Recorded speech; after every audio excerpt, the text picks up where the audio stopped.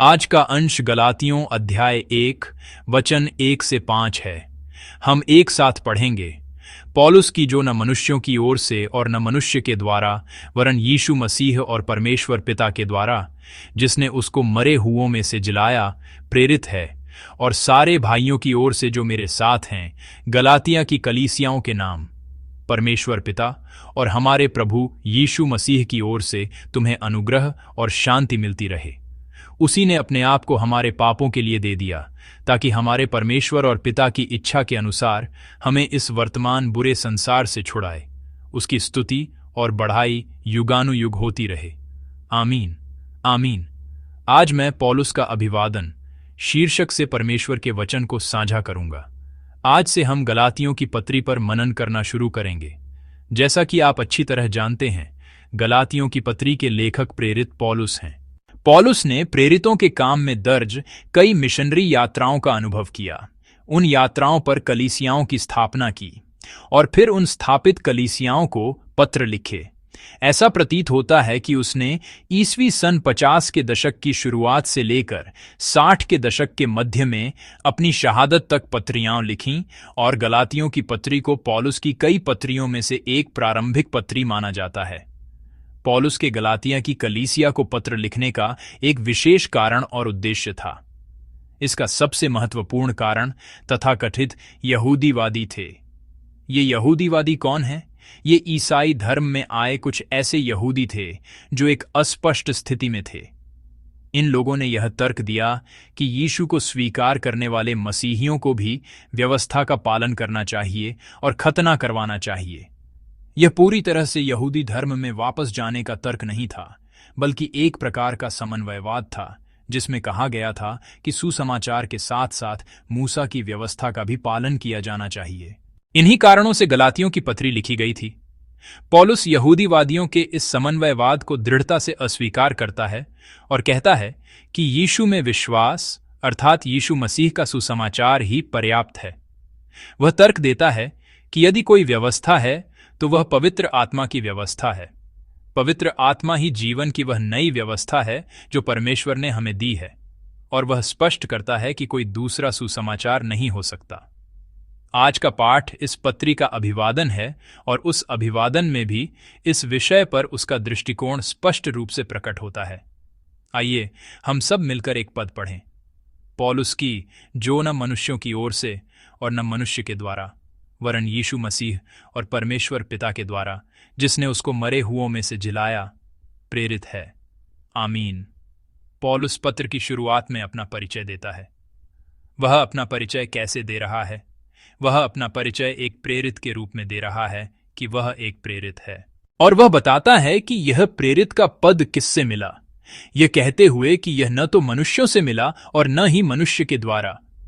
इसका मतलब है कि उसे प्रेरित का पद लोगों की परंपराओं या किसी मानवीय अधिकार के अनुसार नहीं मिला। वह कह रहा है कि वह केवल यीशु मसीह के द्वारा और उस परमेश्वर पिता के द्वारा एक प्रेरित बना है जिसने यीशु मसीह को मरे हुओं में से जिलाया, अर्थात जिसने पुनरुत्थान को संभव बनाया। वह कहता है कि उसे मनुष्यों ने नहीं बल्कि स्वयं परमेश्वर ने नियुक्त किया है। वास्तव में प्रारंभिक कलीसिया के दिनों में पौलुस के प्रेरित होने को लेकर बहुत विवाद था। प्रेरितों के काम अध्याय 1 में एक प्रेरित की योग्यताएं दर्ज हैं। जब यहूदा इस्करियोती की खाली जगह को भरा जा रहा था तो उन्होंने किस तरह के व्यक्ति को चुना? उन्होंने यह निर्धारित किया कि एक प्रेरित वह होना चाहिए जिसने यीशु के सार्वजनिक जीवन को अपनी आंखों से देखा हो। इस अर्थ में पौलुस में एक प्रेरित के रूप में निश्चित रूप से एक कमजोरी थी, लेकिन पौलुस को दमिश्क के रास्ते पर एक अद्भुत अनुभव हुआ जहां उसने सीधे और शक्तिशाली रूप से परमेश्वर के बुलावे का अनुभव किया। परमेश्वर ने स्वयं पौलुस से कहा कि उसने उसे अन्य जातियों, इजरायलियों और राजाओं के लिए नियुक्त किया है। इसलिए पौलुस आत्मविश्वास से कह सकता है, यीशु मसीह और परमेश्वर ने मुझे सीधे नियुक्त किया है। उन्होंने मुझे एक प्रेरित बनाया है। हमें भी अपनी इस पहचान को स्पष्ट रूप से जानना चाहिए। एक सेवक का अधिकार परमेश्वर से मिलता है। हमें यह कभी नहीं भूलना चाहिए और हमेशा याद रखना चाहिए कि परमेश्वर ने हमें नियुक्त किया है। पद 2 में पत्र के सहलेखक यानी पौलुस के साथ इस पत्र को भेजने वाले और प्राप्तकर्ता यानी पत्र पाने वालों का उल्लेख है। आइए हम सब मिलकर दूसरा पद पढ़ें। और सारे भाइयों की ओर से जो मेरे साथ हैं, गलातिया की कलीसियाओं के नाम, आमीन। सभी भाई जो उसके साथ हैं वे इस पत्र के सहप्रेषक हैं और इस पत्र को प्राप्त करने वाली गलातिया की कई कलीसियाएं हैं। इससे हम जान सकते हैं कि यह किसी एक विशेष कलीसिया को भेजा गया निजी पत्र नहीं है। इसका मतलब है कि गलातियों की यह पत्री सार्वभौमिक सत्य को प्रस्तुत करती है। इसलिए जब हम पत्रियों को समझते हैं तो हमें इन्हें केवल आज के पत्रों की तरह एक निजी लेखन नहीं समझना चाहिए। हमें यह स्पष्ट रूप से स्वीकार करना चाहिए कि बाइबल की पत्रियां परमेश्वर के पवित्र वचन के रूप में अधिकार रखती हैं। विशेष रूप से प्राचीन समाज में एक पत्र का वही प्रभाव होता था मानो पत्र भेजने वाला स्वयं उस पत्र के साथ उपस्थित हो। इसलिए आराधना सेवा के दौरान पत्री को पढ़ने का वही अर्थ और अधिकार था मानो प्रेरित पौलुस स्वयं उस स्थान पर प्रचार कर रहा हो, और इससे भी बढ़कर इसका वही अधिकार था मानो पौलुस को प्रेरित नियुक्त करने वाला परमेश्वर स्वयं उस स्थान पर उपस्थित हो। हमें पत्रियों को इसी दृष्टिकोण से समझना चाहिए। पद 3 में आशीष का अभिवादन है और फिर पद 4 और 5 में मसीह की स्तुति दर्ज है। विशेष रूप से स्तुति के पद 4 में एक बहुत ही महत्वपूर्ण धर्म वैज्ञानिक सिद्धांत यानी उद्धार के बारे में एक निर्णायक सत्य शामिल है। आइए हम सब मिलकर पद 4 और 5 पढ़ें। उसी ने अपने आप को हमारे पापों के लिए दे दिया ताकि हमारे परमेश्वर और पिता की इच्छा के अनुसार हमें इस वर्तमान बुरे संसार से छुड़ाए। उसकी स्तुति और बड़ाई युगानुयुग होती रहे, आमीन। पद 4 में यीशु मसीह का परिचय दिया गया है। वह हमें इस बुरे संसार से छुड़ाने वाला है, इसलिए वह नहीं चाहता कि हम इस बुरे संसार के सदृश बने। हमारे प्रभु ने हमें इस बुरे संसार से छुड़ाया, लेकिन हमारी प्रवृत्ति बार बार इसी बुरे संसार में लौटने की होती है। हमें इस सुबह याद रखना चाहिए कि यीशु ने हमारे लिए जो अनुग्रह दिखाया है उसे भूलना और उस अनुग्रह के साथ विश्वासघात करना इस बुरे संसार में वापस मिल जाने जैसा ही है। और यह लिखा है कि हमें छुड़ाने के लिए उसने क्या किया, उसने अपना शरीर दे दिया। हमारे प्रभु ने हमें बचाने के लिए बिना किसी हिचकिचाहट के अपना सब कुछ दे दिया। हमें याद रखना चाहिए कि उसने अपना शरीर दे दिया। हमारे रविवार शाम की आराधना में हमारे पादरी हान ब्योल ने स्वयं को देने के बारे में प्रचार किया था और इसका ठीक यही अर्थ है। इसलिए जब भी मेरे मन में इस दुष्ट संसार में लौटने की इच्छा हो या जब मेरे हृदय में पापपूर्ण विचार उठें तो मुझे लगातार खुद को जांचना चाहिए, ये सोचते हुए मसीह ने मुझे यहां से छुड़ाने के लिए, मुझे इस घृणा, निंदा और संसार की भावनाओं और कार्यों से बाहर निकालने के लिए अपना शरीर दे दिया, तो मैं बार बार वापस क्यों जाना चाहता हूं? तो फिर हमें सोचना चाहिए कि हम कौन हैं। हमें याद रखना चाहिए कि हम वे लोग हैं जिन्हें मसीह ने अपना शरीर देकर छुड़ाया है। हम इतने मूल्यवान लोग हैं, ऐसे लोग हैं जिन्हें यीशु मसीह स्वयं को पूरी तरह से देकर छुड़ाना चाहता था। इसके लिए यीशु परमेश्वर के साथ एक मन हो गए और हम बुरे संसार से छुड़ाए गए। सुसमाचार का सार यही है। हम व्यवस्था का पालन करके या धार्मिक कार्यों के माध्यम से नहीं छुड़ाए जाते। हमारी कोई योग्यता नहीं है। हम बुरे संसार से इसलिए छुड़ाए गए क्योंकि यीशु मसीह ने हमारे पापों का प्रायश्चित करने के लिए अपना शरीर पूरी तरह से दे दिया। उद्धार इसी यीशु पर विश्वास करना है। जब हम गलातियों की इस पत्री पर मनन करते हैं तो हमें एक बार फिर अपने दिलों में यह बात अंकित करनी चाहिए कि न तो पौलुस का प्रेरित बनना और न ही हमारा उद्धार पाना मनुष्यों के माध्यम से, मनुष्यों के प्रयासों या मनुष्यों की योग्यता से हुआ। हमें याद रखना चाहिए कि यह उद्धार जो हमने प्राप्त किया है और जिसका हम आनंद ले रहे हैं, वह केवल परमेश्वर ने हमें अनुग्रह से दिया है और मसीह ने खुद को पूरी तरह से बलिदान करके इसे पूरा किया है।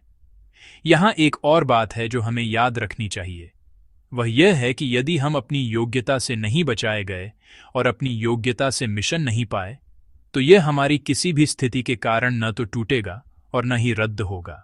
यह हमने नहीं पकड़ा है, बल्कि परमेश्वर ने हमें पकड़ रखा है।